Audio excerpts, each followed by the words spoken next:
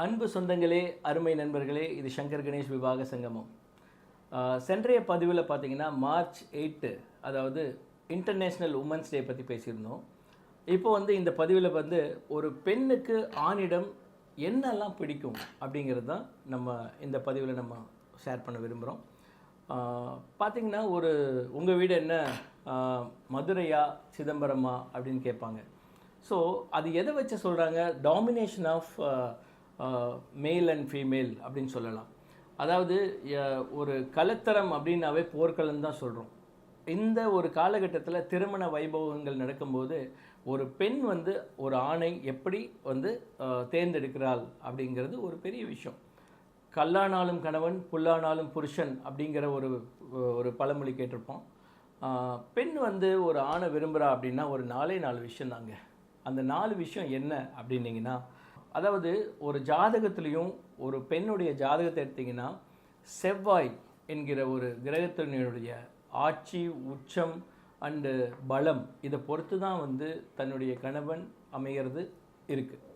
இதில் பார்த்திங்கன்னா ஒரு பெண் ஜென்ரலாக நம்ம டாப்பிக்கில் யாரை கேட்டாலும் என்ன சொல்கிறாங்க அப்படின்னா, ஒரு பெண்ணுக்கு அதாவது வரப்போகிற கணவன் ஒரு புருஷன் எப்படி இருக்கணும் அப்படின்னா ஒரு நல்ல சேஃப்டி பாதுகாப்பை தரக்கூடிய ஒரு கணவனாக அமையணும்னு நினைக்கிறேன்.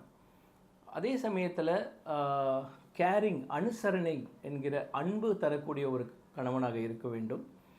3வது பார்த்திங்கன்னா ஒரு டே டு டே ஒரு வாழ்க்கை முறையை நடத்தக்கூடிய, அதாவது தன்னுடைய கணவன் சும்மா வீட்டில் இருக்கிறது விரும்புறதில்லை.